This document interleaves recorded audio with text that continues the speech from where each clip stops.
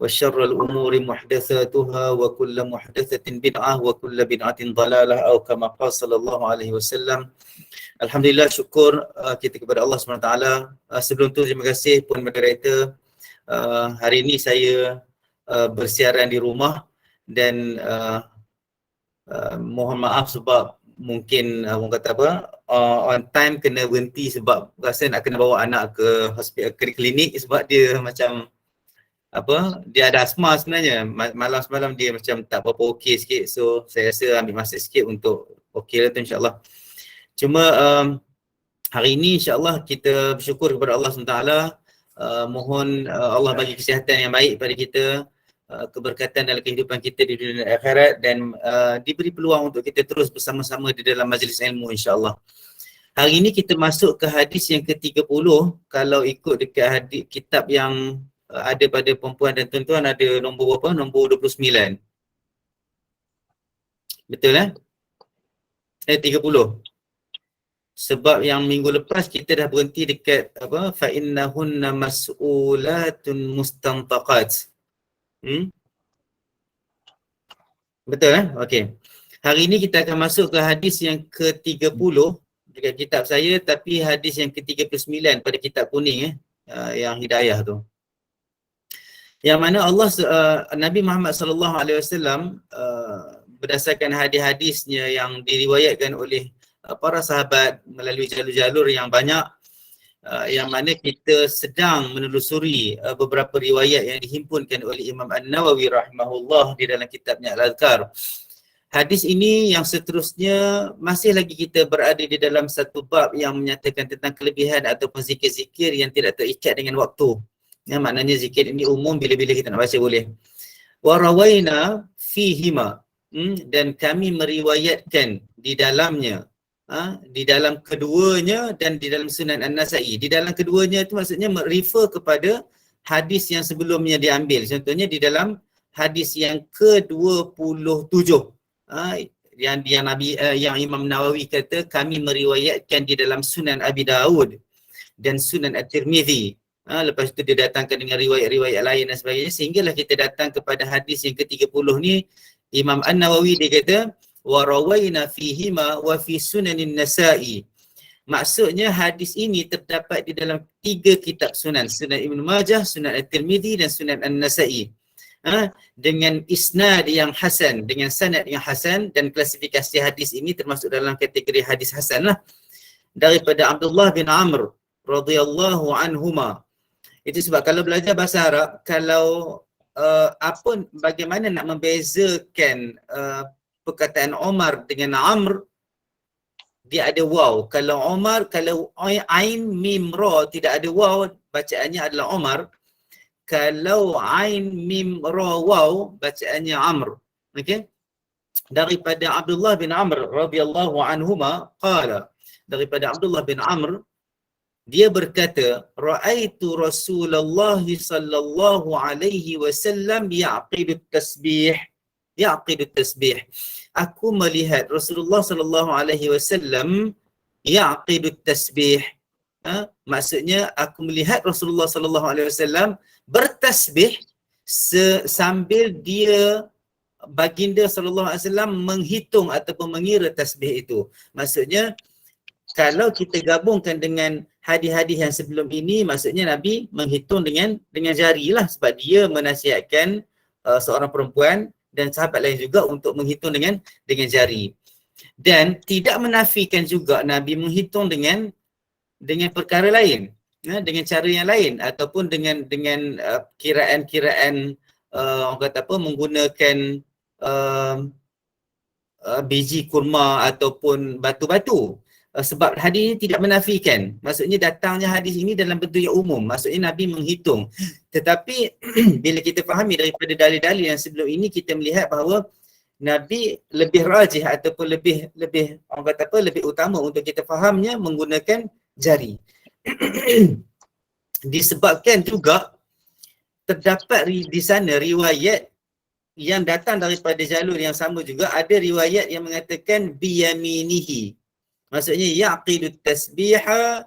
Kalau tengok dalam kitab tuan-tuan dan perempuan juga, dia ada perkataan wa fi riwayatin, di dalam riwayat yang orang kata apa, di dalam riwayat yang lain terdapat perkataan biyamini. Maksudnya biyaminihi ni maksudnya dengan tangan. Dengan tangan. Sebelum saya lupa, minggu lepas ada satu dua soalan yang saya tak sempat nak baca sebenarnya.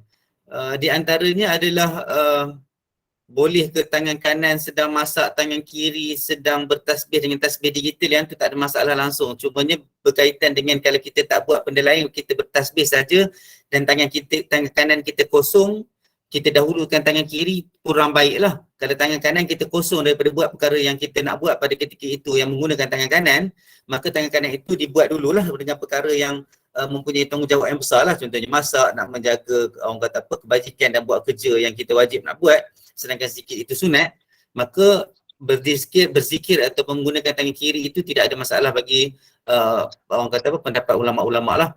Lepas tu Nazrul Azli ada tanya tentang kalau jawab azan itu baca la haula wala quwata illa billah sahaja ataupun la haula wala quwata illa billahil aliyil azim. Dalam Sahih Muslim disebut la haula wala quwata illa billah sahaja. Tidak al-aliyil azim. Tidak ada al-aliyil azim. Lepas tu ada soalan lain tak? Okey. Lepas tu sebelum saya terlupa, sebenarnya saya ada tersilap pada kuliah sebelum ni yang dalam bab menerangkan perbezaan di antara tasbih dengan takdis. Saya rasa saya takut tersilap. Sebenarnya tasbih itu adalah orang kata apa, mensucikan Allah SWT dari perkara yang tidak baik bagi dia, tidak layak bagi dia. Contohnya la ta'khudhuhu sinatun wala naum, maksudnya Allah tidak tidur dan tidak mengantuk. Itu tasbih. Takdis itu adalah subhanallah, itu takdis. Walaupun di sana ada perbezaan pendapat ulama lah, tapi di situ ada sedikitlah perbahasan di antara perkataan tasbih dengan takdis itu. Okey. Okey. Jadi bila kita kembali kepada hadis ni, bila Nabi sebut bila Abdullah bin Amr radhiyallahu anhuma, dia kata dia tengok Nabi Muhammad sallallahu alaihi wasallam bertasbih dan menghitung tasbih, dan dalam riwayat lain dengan biyaminihi, dengan tangannya, ada yang istilahnya tangan kanannya, maka kita faham bahawa Nabi Muhammad SAW bertasbih dengan anamil, dengan tangan, dengan jari-jarinya. Dan hadis ini termasuk di dalam hadis orang kata apa, fi'liyah, sunnah fi'liyah. Itu sebab kalau belajar hadis dia ada tiga sunnah, tiga bentuk dan tiga kategori hadis. Yang pertama hadis qauli, sunnah qauliyah. Maksudnya hadis yang Nabi sebut sendiri dengan perkataan. Kalau ikut martabat hadis ini, sunnah qauliyah itu lebih kuat daripada sunnah fi'liyah. Sunnah fi'liyah adalah perbuatan yang dilakukan oleh Nabi Muhammad sallallahu alaihi wasallam. Sebab perbuatan yang dilakukan oleh Nabi Muhammad sallallahu alaihi wasallam ada dua kategori, sama ada perbuatan itu wajib bagi dia dan tidak wajib bagi umat, ataupun khusus bagi dia, tidak khusus bagi umat. Jadi kalau melihat kepada kaedah istikhraj atau mengeluarkan hukum daripada hadis, ulama mengutamakan hadis qauli, sebab bila Nabi suruh orang dan para sahabat buat, maka ianya automatik difahami bahawa ianya adalah terpakai untuk semua orang Islam. Okey. Kalau sunnah fi'liyah, kalau hadis itu bersifat sunnah fi'liyah, sunnah yang berbentuk perbuatan, maka ia ada possibility, ada kebarangkalian di situ, sama ada ianya menjadi wajib atau kesuruhan kepada hamba-hamba Allah yang lain, kepada manusia mukmin yang lain, ataupun ia hanyalah khusus kepada Nabi Muhammad sallallahu alaihi wasallam. Okey. Yang ketiga sunnah taqririyah, sunnah ataupun hadis yang membentuk pengakuan Nabi Muhammad sallallahu alaihi wasallam, pengakuan Nabi Muhammad sallallahu alaihi wasallam. Itu sebab ada mungkin bila berlaku perbincangan tentang isu bid'ah ataupun melakukan sesuatu pertambahan dalam agama, dalam ibadah itu, ada yang membawa hujah bahawa di sana terdapat isu-isu ataupun peristiwa-peristiwa ataupun tindakan-tindakan para sahabat Nabi Muhammad sallallahu alaihi wasallam di zaman Nabi Muhammad sallallahu alaihi wasallam. Contohnya dalam bab doa iftitah, bila dibacakan, Nabi dengar para sahabat baca dan dia tanya dan sebagainya itu, dan Nabi mentakrirkan, Nabi mengiyakan, maka ini termasuk dalam sunnah takririyah. Termasuk juga kisah Nabi Muhammad SAW dihidangkan dengan hidangan bab, biawak padang pasir itu. Nabi tidak melarang, tetapi dia kata inni a'afuhu, dia kata sesungguhnya aku tak lalu nak makan, dia kata sebab dia bukan makanan tempat Nabi Muhammad SAW membesar dan sebagainya. Dia tak biasa dengan tu. Kadang-kadang contohnya macam sekarang orang tak biasa makan budu, orang Kelantan dengan Terengganu biasa makan budu, jadi mungkin dia tak makan budu tu bukan sebab haram budu tu, tetapi dia tidak boleh makan, dia tak lalu nak makan. Jadi dalam bab itu juga Nabi mentakrirkan dan Nabi mengiyakan. Jadi perbuatan-perbuatan, kita kembali kepada perbuatan ibadah yang dilakukan oleh para sahabat pada zaman Nabi dan diiyakan, recognize ataupun diketahui dan disahkan oleh Nabi Muhammad SAW, maka itu boleh digunakan pakai sebagai syariat. Sebab Nabi dah takrirkan dia, Nabi dah setuju dengan benda tu. Tetapi dia berbeza dengan zaman-zaman selepas itu, terutama zaman sekarang.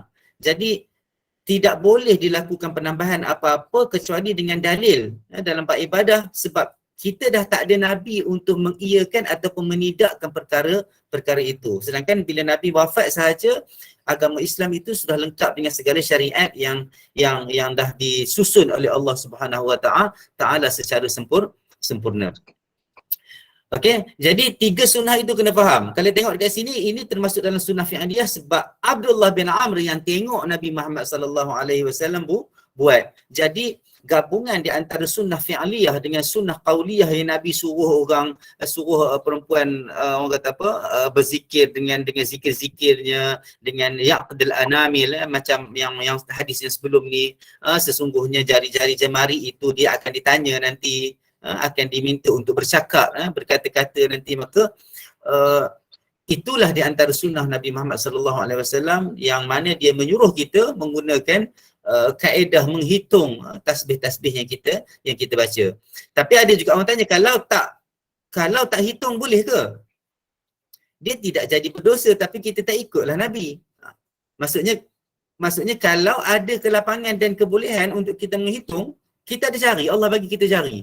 Kalau tak ada jari, kadang-kadang kita dapat menghitung dengan akal. Contoh, ada orang, na'udzubillah, Allah bagi dia ujian, moga dia diberikan kesabaran dan kekuatan. Orang-orang yang cacat contohnya, yang istimewa, yang tidak mempunyai jari dan sebagainya. Maka dia boleh menghitung tak? Dia secara teknikalnya terkeluar ataupun terkecuali di dalam bab menghitung dengan jari ataupun apa-apa yang membuatkan dia perlu menggunakan jari dia. Tetapi kalau dia nak menghitung, boleh tak? Sebab kaedah menghitung banyak. Menghitung ni macam kita menggunakan akal untuk menghitung. Kerana ada orang dia boleh blokkan dalam akal fikiran dia, minda dia tu 10-20 kali dia boleh ingat. 1, 2, 3. Okey? Walaupun dia tidak menggunakan jari. Okey? Jadi ia termasuk juga bila dalam hadis mengatakan yaqid at-tasbih, menghitung tasbih, maka hitunglah. Dalam bab ini menggunakan jari ataupun orang kata perkara-perkara lain yang boleh digunakan, tetapi lebih afdal menggunakan jari. Tetapi kalau tidak ada perkara-perkara itu semua, item-item itu semua, maka boleh tak menghitung dengan cara yang lain? Mungkin boleh, dengan cara-cara yang orang kata apa, setiap manusia itu mempunyai kebolehan dan kelebihan. Okey. Ada soalan tak? Setakat ni tak ada soalan. Okey. Okey, kita balik. Lepas tu dalam riwayat yang seterusnya, warawayna, dan kami meriwayatkan di dalam Sunan Abi Daud daripada Abi Sa'id Al-Khudri radhiyallahu anhu, anna Rasulullah sallallahu alaihi wasallam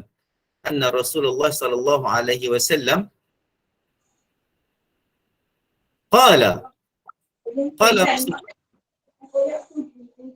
ada apa ke? Daripada kami meriwayatkan dalam Sunan Abi Daud daripada Abi Sa'id Al-Khudri radhiyallahu anhu, anna Rasulullah sallallahu alaihi wasallam qala man qala raditu billahi rabba wa bil islami dina wa bi Muhammadin nabiyyan wa bi Muhammadin sallallahu alaihi wasallam rasula wajabat lahul jannah. Wajabat lahul jannah. Apa yang hadis ini terdapat di dalam Sunan At-Tirmizi, Sunan Abi Dawud. Apa yang Nabi kata?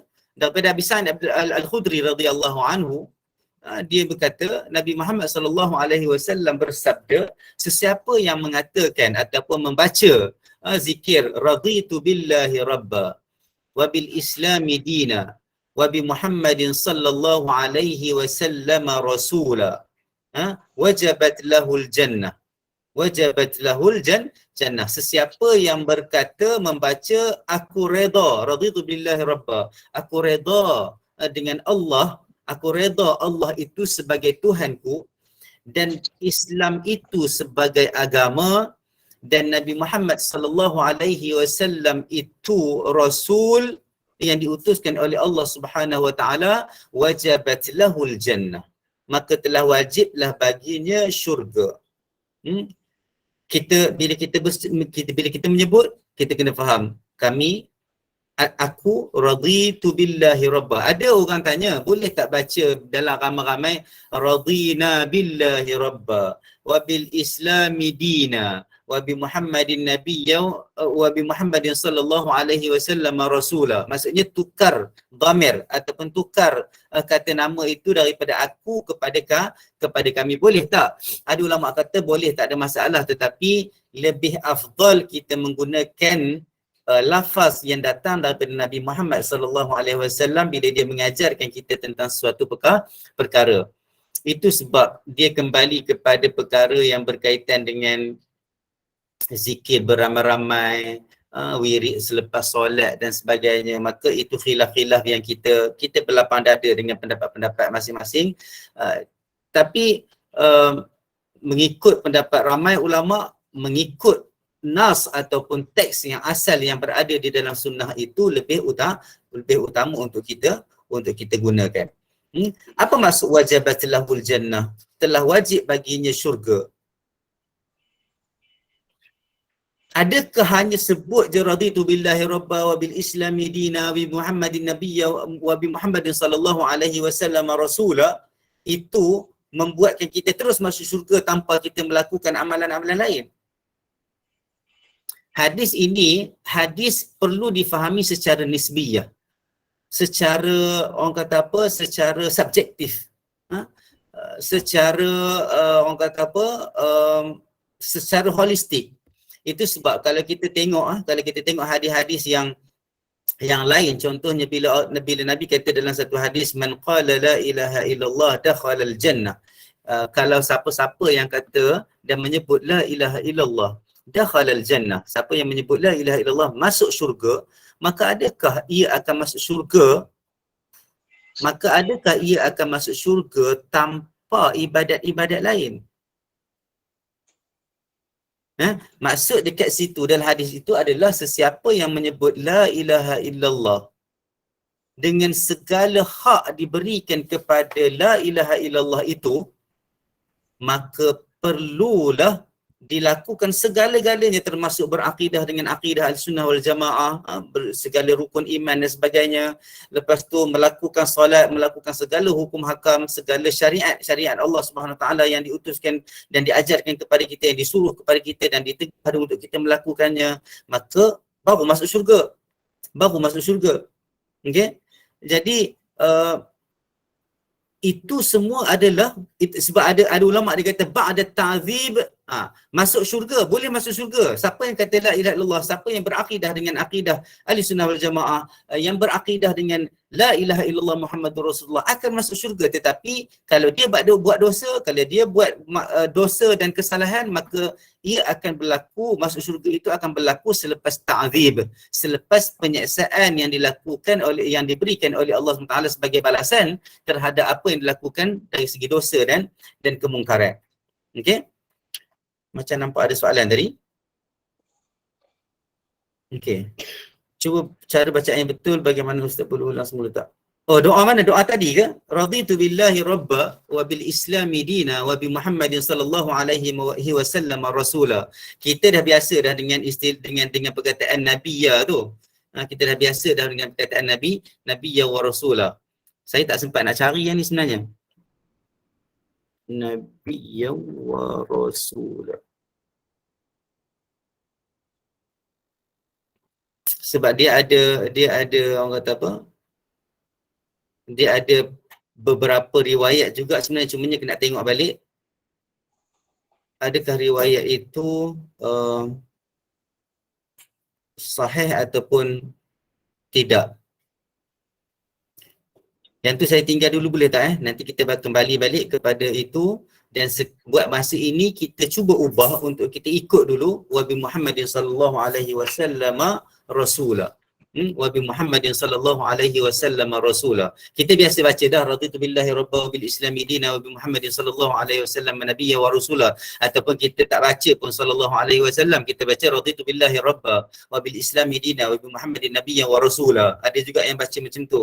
Tetapi bila ikut riwayat yang ada pada kita ni, yang kita ikut ni, raditu billahi rabba wa bil islami dina wa bi Muhammadin sallallahu alaihi wasallam rasula. Dia tak ada istilah, tak ada perkataan nabiyya. Kalau kita tengok balik juga kepada cara Imam Nawawi menghimpunkan hadis-hadis dalam kitab Al-Azkar, kita lihat bahawa dia akan mengutamakan daripada riwayat-riwayat yang terdapat dalam kitab Bukhari dan Muslim sebelum dia pergi kepada riwayat-riwayat yang terdapat di dalam kitab-kitab lain seperti Sunan Ibn Majah, Abu Daud dan Nasa'i dan sebagainya, riwayat Ahmad dan sebagainya. Jadi itu adalah perkara yang kita kena faham. Bukanlah hanya menyebut raditu billahi rabba wa bil islami dina wa bi Muhammadin sallallahu alaihi wasallam rasula, itu hanya satu itulah perkara yang buatkan kita masuk syurga. Tidak. Wajabat lahul jannah, maksudnya ia menjadi sebab juga untuk Allah memasukkan kita ke dalam syurga.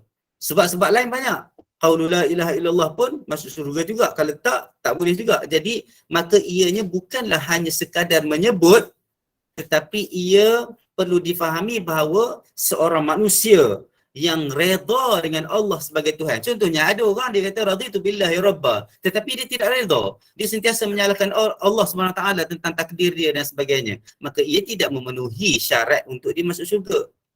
Boleh faham? Itu sebab pemahaman tentang satu perkara perlu dibuat secara holistik tentang hadis ini. Sama juga dengan hadis yang Nabi sebut dalam konteks yang lain. Contohnya dalam hadis yang kita biasa dengar juga, la yasriqus sariqu hina yasriqu wa huwa mu'min. Tidaklah seseorang itu mencuri kecuali bila dia mencuri itu dia tidak beriman. Maksudnya tidak beriman seseorang yang sedang mencuri. Kalau kita faham dari segi perkataan dan sirah atau teks dalam hadis itu.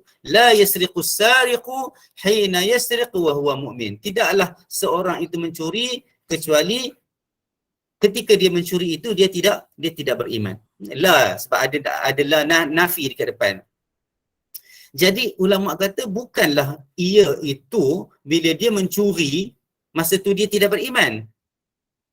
Maksud dekat situ adalah tidak beriman secara iman yang sempurna. Sebab kalau masa dia mencuri, dia tidak beriman, tiba-tiba dia mati, dekat mana nak tenam? Dekat mana kita nak kebumikan dia? Implikasinya di situ juga. Yang pertama. Yang keduanya, pemahaman itu perlu dibetulkan bahawa tidak sempurna iman, bukan makna tidak beriman. Itu sebab bila belajar hadis kita kena tengok apa syarah dan takwil para ulama hadis dalam mensyarahkan dan memahami hadis tersebut. Boleh ya? Ada soalan tak? Ya, dekat Masurat ada juga biasa kita baca tu, memang lafaz yang biasa kita baca, raditu billahi rabba bil islami dina wa bi Muhammadin nabiyya wa rasula. Tak ada pun sallallahu alaihi wasallam rasula. Tapi hari ini kita tengok ada riwayat itu yang tidak meletakkan nabiyya sebagai salah satu perkataan di dalam nas orang kata apa, saranan Nabi Muhammad sallallahu alaihi wasallam itu, tetapi ada tambahan wa bi Muhammadin sallallahu alaihi wasallam rasula. Okey. Kalau tak ada soalan lain, kita pergi kepada hadis yang ke-32, hadis yang ke-31 di kitab tuan-tuan dan puan-puan. Wa rawaina fi kitab at-Tirmizi, dan kami meriwayatkan di dalam kitab at-Tirmizi an Abdullah bin Busr bi dhammil ba. Abdullah bin Busr ni sahabat Nabi juga.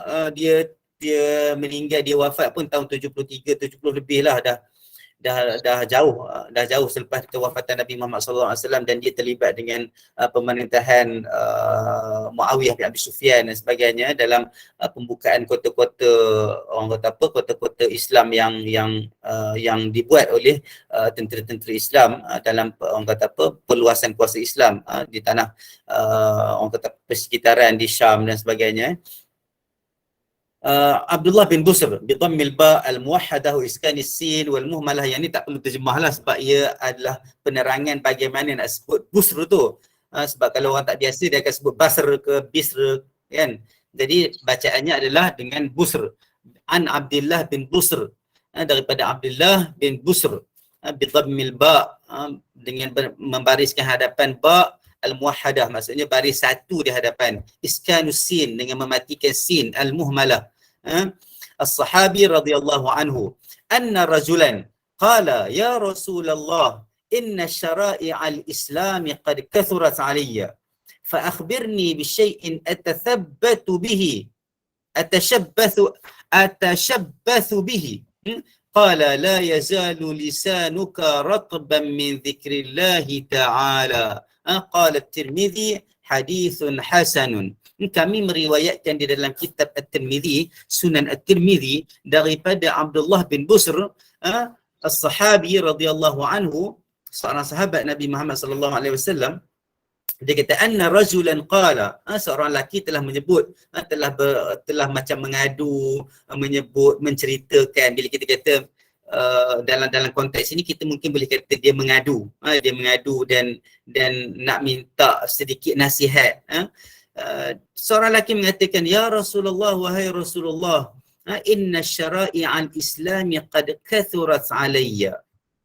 Sesungguhnya syariat-syariat ataupun suruhan-suruhan Islam telah banyak ke atas aku. Maknanya ketika ini dia dah ketika ini mungkin di akhir-akhir umur Nabi Muhammad sallallahu alaihi wasallam, dan dia masa tu baru pemuda, baru pemuda. Sebab dia ni meninggal dalam 75, kita lebih kurang 73 ataupun 75 Hijrah. Dia kata dia mengadu bahawa syariat Islam ni dah banyak, sebab masa itulah dah wajibnya hijab dan sebagainya, solatnya, haji dan sebagainya. Haji diwajibkan pada tahun ke-9 Hijrah. Nabi sempat buat haji sekali saja. Qad kathurat alayya, syariat-syariat Islam ini telah banyak difardukan ke atas aku. Maksudnya bukan ke atas dia saja sebenarnya, ke atas orang lain juga. Cumanya kena tengok kat sini kenapa orang lain tak mengadu? Kenapa sahabat-sahabat lain tidak mengadu? Kenapa manusia-manusia lain tidak bercakap dan mengadu benda ni? Tidak orang kata apa, tidak pergi kat Nabi dan bercakap benda ni, kecuali mungkin datang seorang ataupun dua orang. Sebenarnya di dalam riwayat-riwayat lain juga ada juga yang mungkin orang tu tak berkata dan tidak mengadu, tetapi Nabi nampak keadaan itu dan Nabi pesan. Macam Nabi bercakap dan beri nasihat kepada ghulam, ya ghulam kan, ihfazillah tajidu yahfazuh kan, kamu peliharalah Allah, peliharalah syariat Allah, Allah akan pelihara kamu dan sebagainya. Maka dalam beberapa konteks ada orang tidak mengadu kepada Nabi, tetapi Nabi melihat keadaan orang itu. Ada orang yang buatlah ibadah itu sampai bengkak-bengkak kaki, macam Nabi tegur kepada para sahabat tentang qiyamul dan sebagainya. Auzid alaihi qalila kan, buat thulutsai lail, letaklah di akhir 1/3 malam dan sebagainya. Itu anjuran ataupun nasihat Nabi Muhammad SAW bila melihat para sahabat buat kerja ibadah sehingga memudaratkan diri, sebab mereka ini imannya kuat. Itu sebab iman itu berbeza-beza keadaannya di antara di kalangan para sahabat. Ada yang buat sampai bengkak-bengkak kaki, letih dan sebagainya, tetapi dia tidak mengadu kepada Nabi Muhammad sallallahu alaihi wasallam. Tetapi Nabi melihat, bila Nabi melihat, Nabi menegur. Ada orang yang datang kepada Nabi. Dia kata macam dalam hadis yang kita baca ni, syariat Islam telah banyak, mungkin dia rasa lelah dan dia rasa letih, ataupun biasa kita tengok, saya biasa menghadap, saya pun orang awam, kita semua orang awam, ada ramai yang cakap, Ustaz, saya ni kerja macam ni, tak sempat nak belajar agama sangat dan sebagainya, apa yang saya nak buat? Apa yang aku nak buat untuk persediaan nak mati dan sebagainya? Faham tak? Jadi keadaan setiap manusia itu tidak sama. Keadaan setiap manusia itu tidak sama. Maka mereka mengadu dan mereka nak Nabi Muhammad sallallahu alaihi wasallam memberi bukan jalan mudah, tetapi memberi nasihat apa yang lebih baik untuk dia buat. Untuk dia buat bila dia rasa lelah dan sebagainya. Sama juga macam kita mungkin buat ibadah, baca Quran dan sebagainya, tapi mungkin akan ada satu masa kita jadi macam tersibuk dengan benda dunia lain, kerja kita dan sebagainya, ataupun kita rasa penat, ataupun ada setengah-setengah keadaan kita tak sihat. Maka kita kena pilih apa yang kita boleh buat dalam keadaan apa yang kita buat itu sentiasa meletakkan diri kita dengan orang kata apa, talian kita dan hubungan kita dengan Allah SWT, dan kita boleh dapat pahala dan kelebihan-kelebihan yang banyak berdasarkan hadis dan ayat Quran yang menyebut tentang kelebihan-kelebihan beramal. Fa akhbirni bi syai'in atashabbathu bihi, maka ceritakanlah kepadaku, bagi tahulah kepadaku tentang satu perkara, tentang sesuatu yang atashabbathu bihi, yang aku boleh pegang, yang aku boleh amalkan, yang aku boleh buat bagi komitmen. Nabi jawab apa? Nabi jawab, la yazalu lisanuka ratban min dhikrillahi ta'ala. Nabi tak jawab banyak. Nabi kata, selagi mana, maksudnya syariat Islam memang banyak, kamu buat, dan selagi mana lidah kamu basah dengan zikir kepada Allah Subhanahu wa ta'ala, maka kamu okey. Faham tak? Maka kamu akan okey.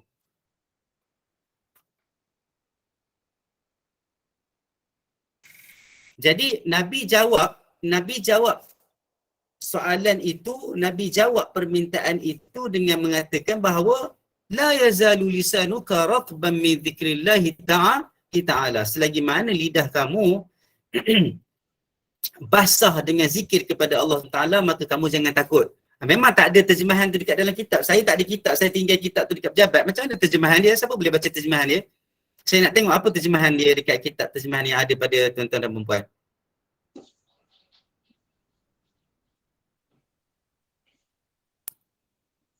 Siapa boleh baca? Saya baca. Boleh tolong?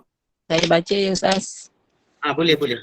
Artinya, seseorang bertanya, wahai Rasulullah, sesungguhnya syariat Islam telah banyak atasku. Maka beritahu kepadaku sesuatu yang boleh aku jadikan sebagai pegangan.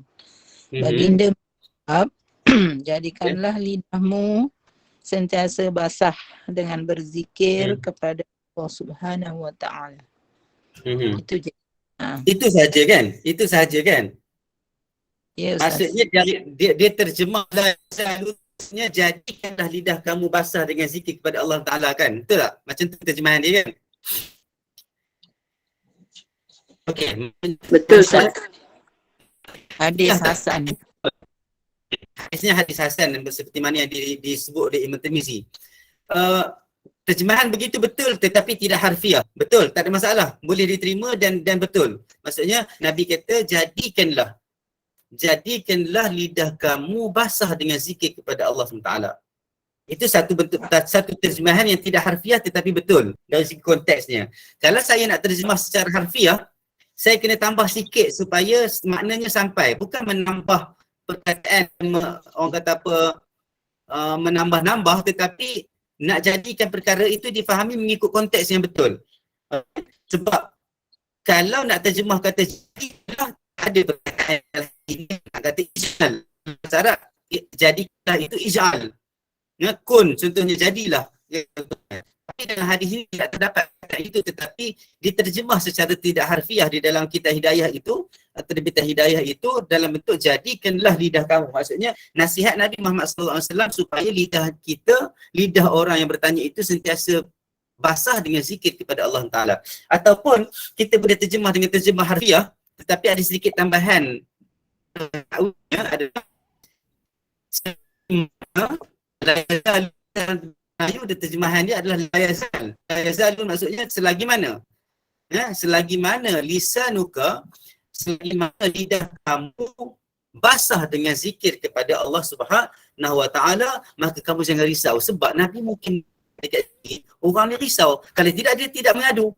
Kan saya beritahu tadi, ada para sahabat tidak mengadu, dia menjalankan ibadah dia. Ada para sahabat dia pandai nak pilih ibadah, bagaimana dia nak beribadah. Ada ibadah wajib mendahulukan ibadah wajib, memilih ibadah sunat yang dia mampu untuk buat, memperbanyakkan mengikut keadaan yang dia mampu, mengikut kerja-kerja dan keadaan kehidupan dia yang seharian tu. Tapi ada orang yang mungkin dia tak mampu nak buat pilihan, dia datang kat Nabi dan tanya, dan Nabi membalas dan menjawab dan orang kata apa, menasihati bahawa selagi mana lidah kamu basah dengan zikir kepada Allah SWT, maka kamu jangan risau tentang perkara itu. Maksudnya macam itulah, maksudnya syariat Islam memang banyak syariat Islam atas aku. Di dalam bahasa Arab, ke atas aku ni maknanya telah diwajibkan ke atas aku. Macam saya kata tadi, bukan diwajibkan ke atas dia seorang, tetapi ke atas semua orang yang Islam juga. Tetapi dia datang kat Nabi sebab dia rasa tak kuat dan dia rasa tak tahu nak pilih. Itu sebab tak ada masalah orang awam pergi tanya ustaz-ustaz, tanya bagi tahulah aku, nasihatlah aku macam mana. Sebab ustaz-ustaz pula jangan kata takkan benda tu pun tak boleh nak fikir. Dia tak boleh jawab macam tu sebab manusia tidak. Jadi datang daripada orang awam, kalau boleh diraihkanlah dengan baik. Kalau tidak boleh diraihkan dengan baik, jawablah tidak tahu pun itu lebih baik. Kita memang tak tahulah, tapi kalau kita tahu, kita kena jawablah. Dan orang kata apa, buat kerja dakwah ni menuntut kesabaran yang juga lah. Ini kadang-kadang itu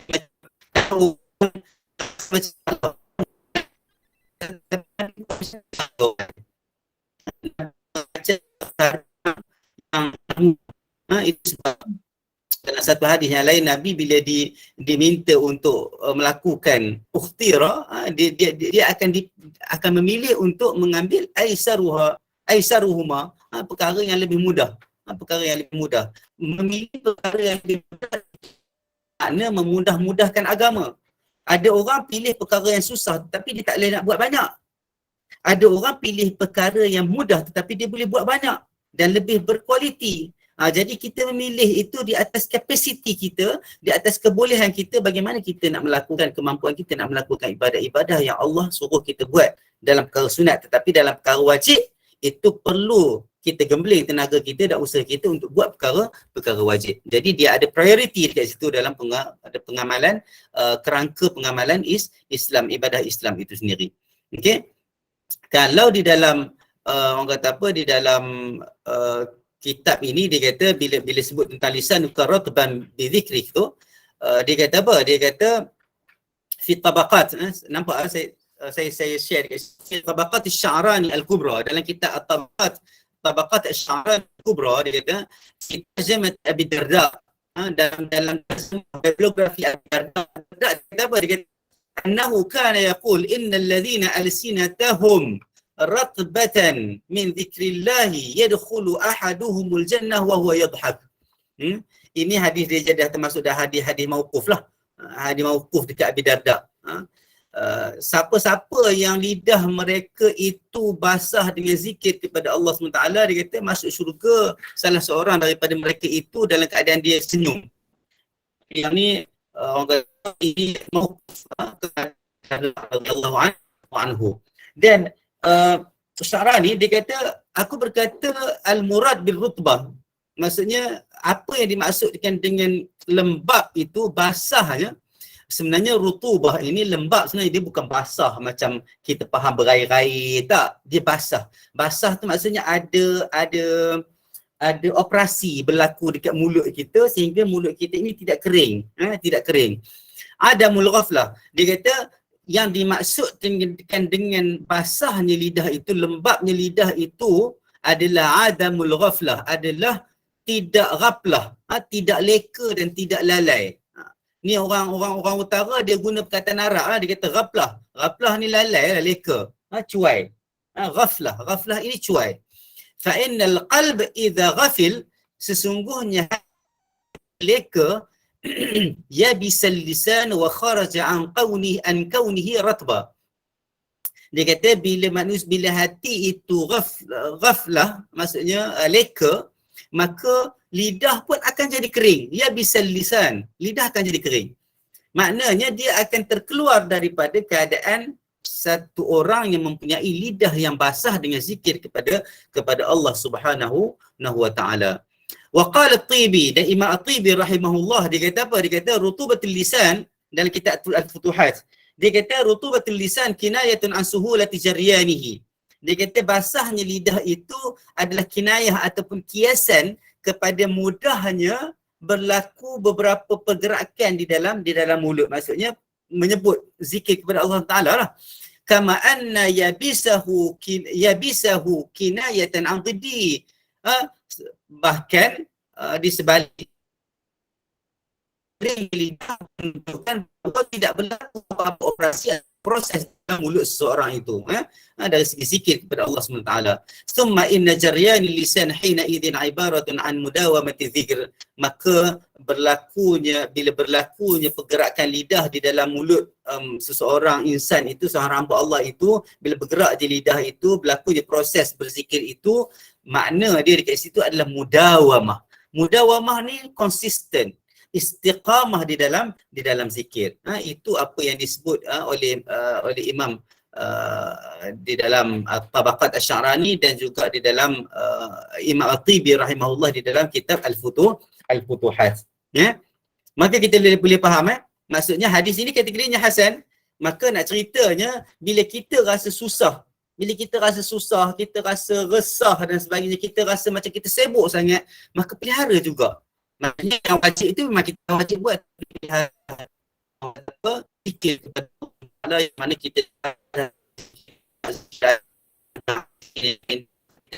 kita boleh buat. Assalamualaikum. Saya baca sekejap. Isteri nak tumpu satu ibadah seperti zikir dan dengar majlis ilmu dan sebagainya, tapi ada tanggungjawab lain yang dikendiankan untuk lebih tumpuan ibadat tersebut. Adakah berdosa? Okey, para isteri dia kena faham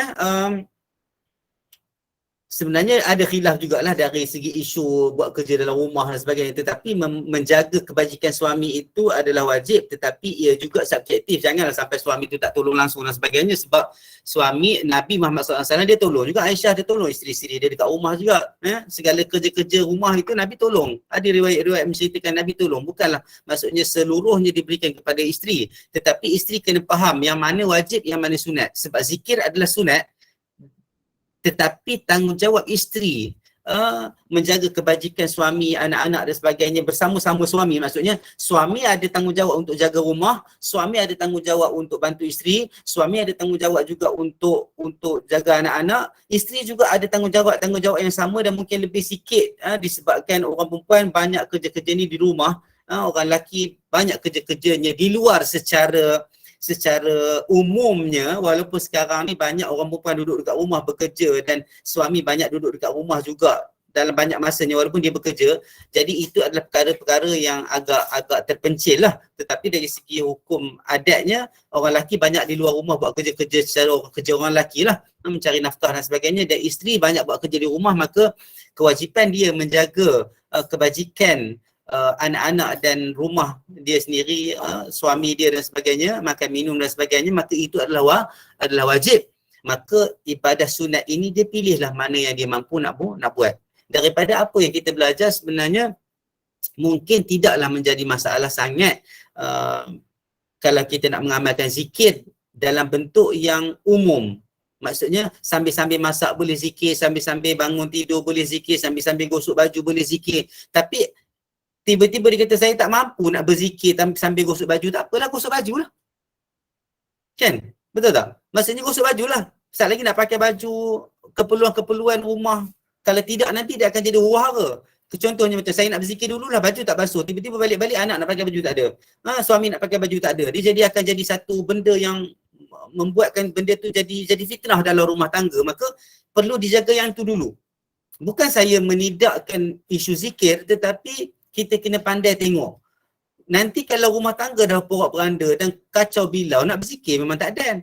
Masa tu nak serika baju pun dah tak manis dah muka, serika sambil masam muka dan sebagainya. So, jaga kebajikan itu dalam bentuk yang sewajibnya kita nak kena jaga sehingga tidak mendatangkan implikasi yang tidak baik dalam rumah tangga dari segi pengurusannya.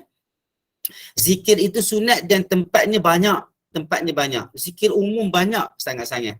Macam kita kata la ilaha illallah boleh baca, subhanallah boleh baca, adada khalqihi, subhanallah adada khalqihi. Itu pun dah banyak dah sebenarnya. Tapi kalau tak mampu nak baca yang tu, zikir la ilaha illallah, subhanallah.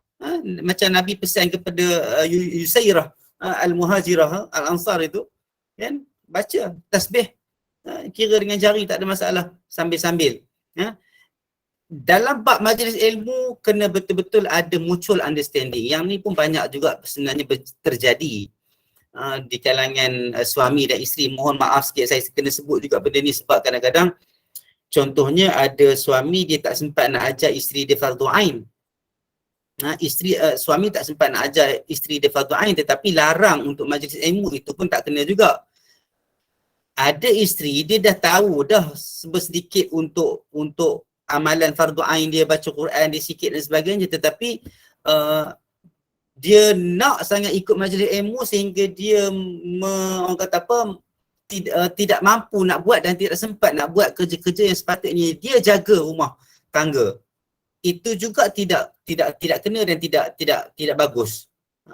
Jangan sampai nanti kita ni jadi macam kita masuk majlis ilmu semua tapi rumah tangga tak jaga, contohnya kan. Pergi masuk majlis ilmu semuanya baju tak banyak tak basuh dan membuatkan pengurusan rumah tu jadi tak cantik saya. Tetapi kalau suami itu boleh deal bagus, maksudnya boleh memahami dan sebagainya, maka itu akan jadi perkara yang okey lah sebenarnya. Maksudnya okey, tak apa, nak dengar majlis ilmu juga ataupun suami isteri dengar majlis ilmu, sama-sama faham keadaan itu. Maka perkara ni agak subjektif dan sebenarnya duduk dalam keadaan-keadaan yang difficult juga sebenarnya, yang susah juga dalam setengah-setengah keadaan.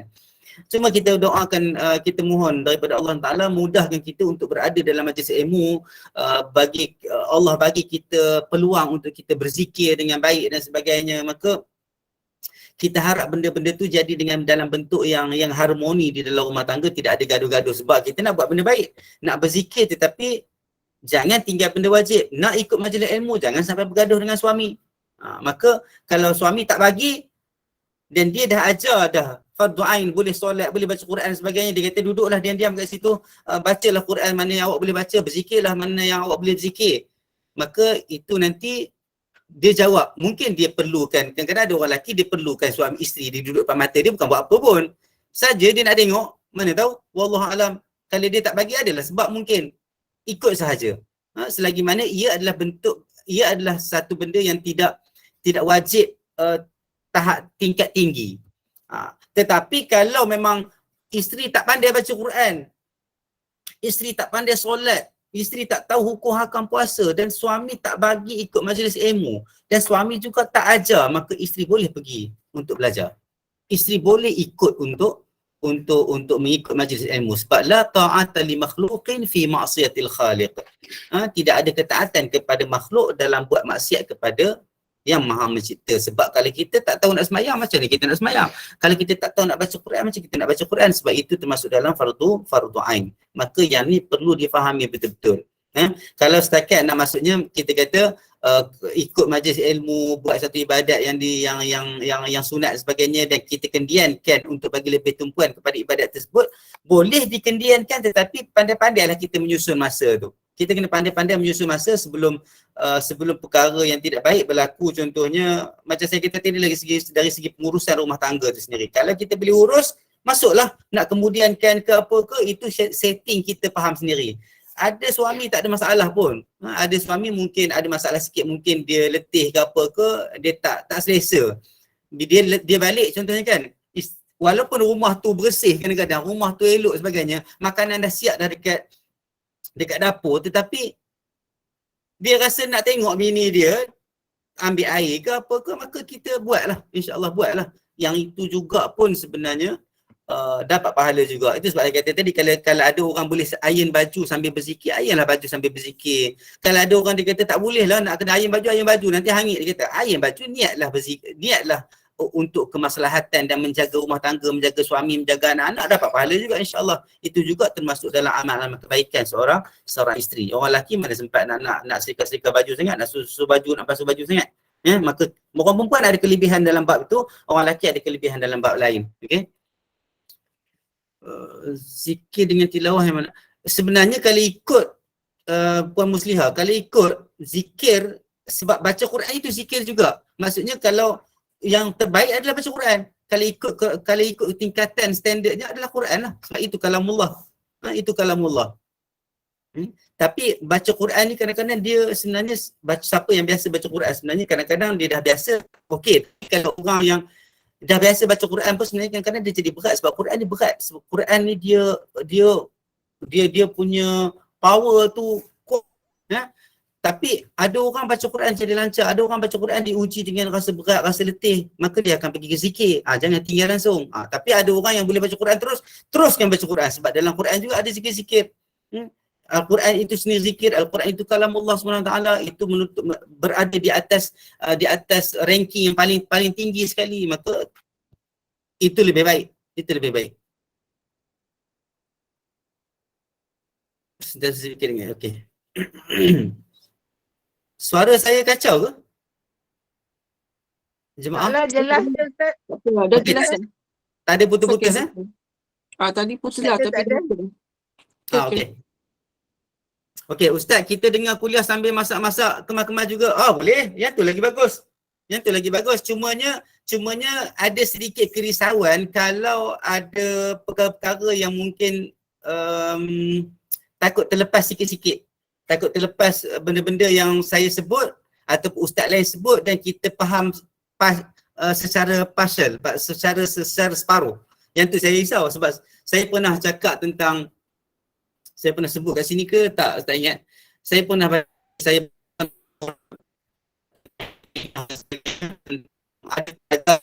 tentang isu bacaan Yasin, isu bacaan beramai-ramai, isu baca Quran dan sebagainya. So saya ada sebut tentang satu pendapat dalam mazhab Imam Malik. Saya kata kalau ikut pendapat Imam Malik, saya kata bacaan makmum tidak wajib untuk membaca Al-Fatihah pada rakaat pertama dan kedua dalam salat jahar masa dia berimam. Semasa dia jadi makmum kepada imam dalam salat jemaah. Bila imam baca Fatihah, lepas baca Fatihah imam akan baca surah dalam keadaan jahar, dalam keadaan kuat, maka makmum tak payah baca Fatihah. Untuk rakaat pertama dengan kedua yang imam baca kuat tu, dalam rakaat ketiga dan keempat memang imam baca perlahan dan semua makmum kena baca Fatihah lah. Jadi budak ni mungkin dia dengar separuh, dia pergi report dekat, ada jugalah perangai-perangai macam ni. Kita pun wallahualam, kita mohon kita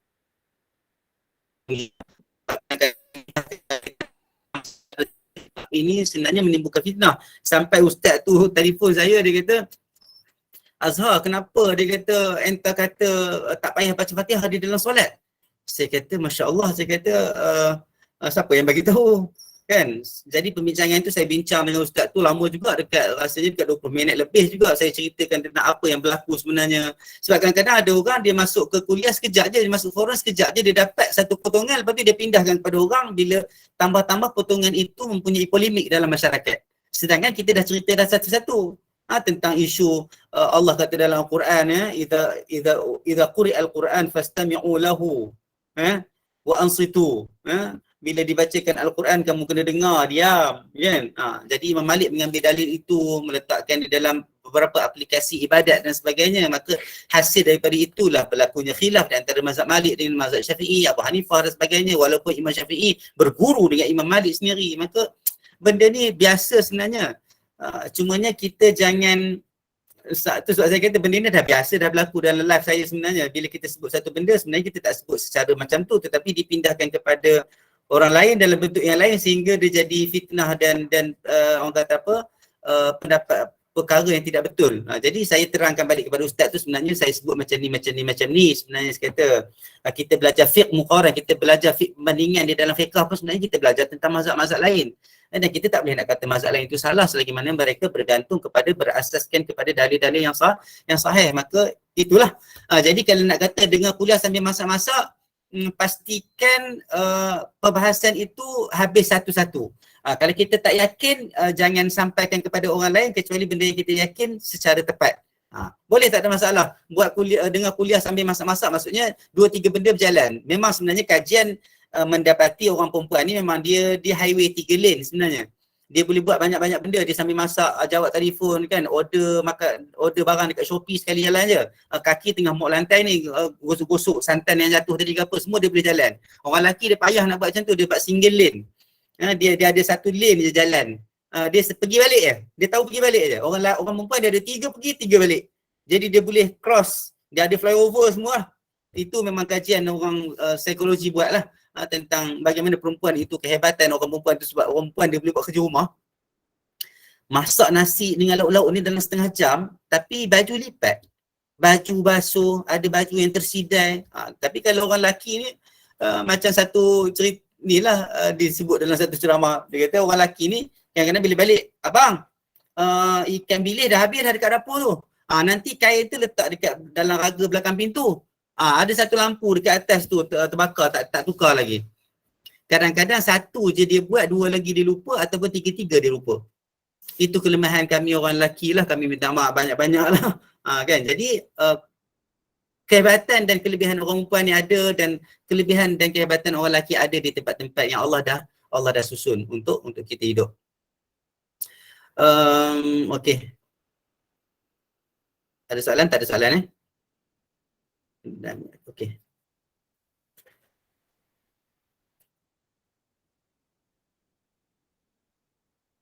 Okey, kerja rumah. Kerja rumah kalau ikut hukum adalah tanggungjawab suami, isteri. Cuma betul, kalau ikut, sebenarnya ikut tanggungjawab suami itu dari segi menyediakan. Kerja rumah ni dari segi menyediakan, sebab dalam hadis sebut Nabi tolong. Maksudnya Aisyah ataupun isteri-isteri Nabi ada kerja dia juga, suami ada kerja dia juga dalam rumah. Maksudnya dalam rumah ni dia ada bentuk dia. Tak ada masalah suami nak masak, tapi kerja biasa secara hukum adatnya orang perempuan masak.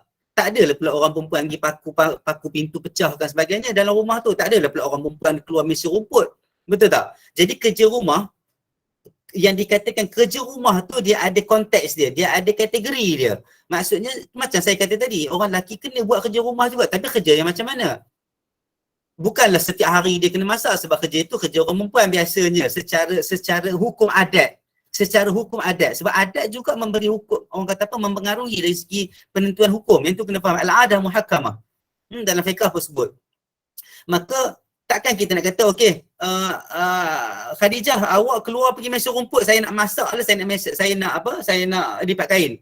Dia jadi pelik lah pula kalau suami buat kerja macam tu kan. Jadi suami ada tanggungjawab dia dalam rumah, isteri ada tanggungjawab dia dalam rumah. Dan sebenarnya kalau saya tak boleh nak kata betul juga kalau isteri cuma hiasi diri untuk melayan suami. Saya tak rasa perkara itu sebenarnya terlalu ideal sebenarnya. Takkanlah isteri itu, dia jadi macam ni. Kalau isteri itu hanya menghiaskan diri untuk melayan suami, apa maksud melayan? Boleh tak kita, sorry lah sebab bila dah tanya saya kena jawab juga, sebab saya tak nak jadi benda ni jadi polemik, sebab saya tak nak benda ni jadi satu isu. Kan? Kalau seorang isteri, dia kata dia tu, kadang-kadang ada orang dia rasa bangga, oh aku hanya berhias dan melayan suami. Apa maksud melayan suami? Adakah dalam kehidupan rumah tangga itu adalah perkara seksual dan di atas katil sahaja ataupun bagaimana? Maka isteri ni kadang-kadang dia rasa hebat juga bila dia mampu untuk menyiapkan rumah tangga dengan baik. Kalau suami tak mampu buat, dia kena cari orang gaji untuk isteri. Itu sebenarnya di antara bahasan-bahasan yang ada dalam bahasa fiqh lah. Itu sebab dalam timbul, ni dah masuk kepada isu fiqh, bercakap tentang kufu. Kalau orang perempuan tu memang dia hidup dengan mak ayah dia, ada orang gaji dan sebagainya, kalau dia kahwin sebenarnya suami kena sediakan orang gaji macam dia hidup dulu, sebab dia akan jadi masalah kalau tak sediakan. Itu sebab perkara kufu ini menjadi di antara syarat juga yang dilihat di dalam isu perkahwinan. Kan? Perkara kufu ini dibincang dalam fiqh. Jadi tidaklah sebenarnya kita nak faham benda tu secara total, maksudnya dah jadi satu benda lain pula. Kalau kita faham benda ni, macam Puan Noraini tanya kan, betul tak? Tanya kan, bukannya pendapat kan, maksudnya tanya. Maksudnya kalaulah macam ni keadaan rumah tangga, cuba bayangkan, isteri hanya berhias diri dekat rumah, tunggu suami balik dan layan suami. Suami ni balik rumah daripada kerja pukul 5 petang, dia kena basuh kain, dia kena masak, dia kena tukar lampin anak. Rasa-rasanya kehidupan macam tu macam mana sebenarnya? Saya tak rasa perkara tu logik dan ideal dalam keadaan sekarang, dan adat tidak mengiyakan benda tu. Adat tidak iyakan benda tu. Kan? Jadi dan macam saya sebut tadi lah, Nabi pun tolong. Dan bila kita tengok secara holistik kehidupan Nabi dan para sahabat dan isteri-isterinya, dekat mana duduknya isteri? Isteri ada kerja dia juga dekat dapur. Bila tetamu datang, apa Nabi suruh isteri dia buat? Kalaulah kan Khadijah kan para isteri Nabi masak, sediakan makanan kepada tetamu yang datang malam ke tengah malam, tetamu bagi. Ada yang cerita tentang keberkatan makanan, walaupun nampak daging tu sikit kan, kuah saja, tetapi makan tak habis-habis, tukar keluar masuk orang tukar, makanan masih ada. Itulah keberkatan. Jadi kalau tengok keadaan dan situasi dalam rumah Nabi, sebenarnya tidaklah kita kata Aisyah dan isteri-isteri Nabi tu hanya berhias diri melayan Nabi sahaja, tidak.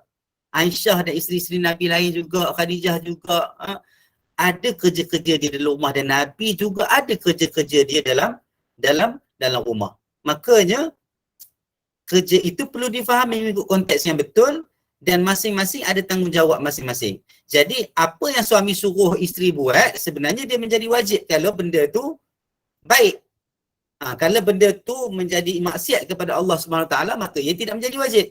Itu sebab walaupun orang kata okey, isteri kena taat suami je, isteri kena bersiap, berhias dan taat kepada suami. Kalau dapat suami yang balik-balik, mana makanan? Kenapa tak siap lagi? Mana sambal belacan aku? Yang tu letih. Betul tak? Tapi kalau ada suami yang memang dia okey je isteri dia buat semua kerja dalam rumah, dia balik pun dia tengok, oh tak ada makanan, dia pun keluar pergi beli makanan, tak cakap apa-apa pun. Sebab dia dah tahu dah isteri dia dah penat dah. Tapi kalau nak kata tadi, macam tadi isteri hanya berhias saja dan taat kepada suami, dapat pula suami yang jadi orang kata kehak sikit, semua nak suruh. Jadi isteri kembali kepada taat kepada suami juga. Dia jadi macam kok mana pun at the end orang perempuan kata kami ni susah lah dekat rumah. Macam tu lah, dia akan jadi macam tu lah. Dan orang lelaki pula dia akan rasa macam-macam lah kalau isteri tak buat. Jadi saling menyalahkan. Itu sebab saya kata benda ni kena bincang betul-betul dalam rumah. Apa yang isteri kena buat, dia kena buat. Apa yang suami kena buat, dia kena buat di dalam rumah. Sebab tambah-tambah pula sekarang ni isteri ramai yang bekerja. Maka kena pandai-pandai banyak-banyak bincang, kena banyak-banyak declare, kena banyak-banyak doa kepada Allah Ta'ala, sebab Allah lah yang menjaga hati kita. Kalau kita letih pun kerana hati kita boleh tenang, insya-Allah. Kalau kita rasa susah, insya-Allah Allah bagi keberkatan dan keluasan dan kelapangan kepada hidup kita, suami isteri dan keluarga, insya-Allah. So saya rasa saya berhenti kat situ dulu. Aqul qawli hadha wa astaghfirullah li wa lakum wa li sa'ilil muslimina wal muslimat. Rabbana atina fid dunya hasanah wa fil akhirati hasanah wa qina adzabannar. Wa sallallahu ala sayyidina Muhammad wa ala alihi wasallam walhamdulillahi rabbil alamin. Alhamdulillah. Dan juga Al-Quran mengucapkan terima kasih kepada Al-Fadhil Ustaz Muhammad Al-Zahar atas pengurusan ilmu tentang zikir dan kelebihannya buat kita semua. Dan saya bacakan sikit kat sini kelebihan zikir yang mana Allah berfirman dalam surah Al-Baqarah ayat 152, maka ingatlah kepadaku, aku pun akan ingat kepadamu, bersyukurlah kepadaku dan janganlah ingkar kepadaku. Jika sentiasa ingat kepada Allah Subhanahu Wa Taala, kita senang, pastinya Allah akan mengingati kita ketika kita dalam kesukaran dan kesulitan, insya-Allah. Dan bagi menutup majlis ini, saya mohon Ustaz untuk tutup dengan tasbih kafarah dan surah Al-Asr. Silakan Ustaz. Bismillahirrahmanirrahim. Subhanakallahumma wa bihamdika asyhadu an la ilaha illa anta astaghfiruka wa atubu ilaik. Bismillahirrahmanirrahim. Wal 'asri innal insana lafi khusr illa alladhina amanu wa 'amilus salihati wa tawassaw bil haqq wa tawassaw bis sabr. Assalamualaikum warahmatullahi wabarakatuh. Mohon maaf atas salah silap insyaallah. Assalamualaikum. Terima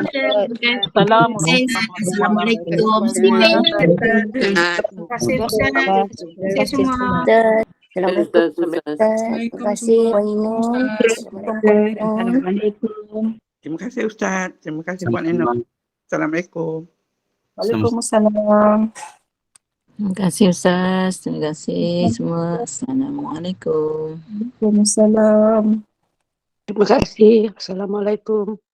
Terima kasih. Assalamualaikum. Terima kasih. Terima kasih Ustaz. Terima kasih, kasih Pak sahabat-sahabat semua.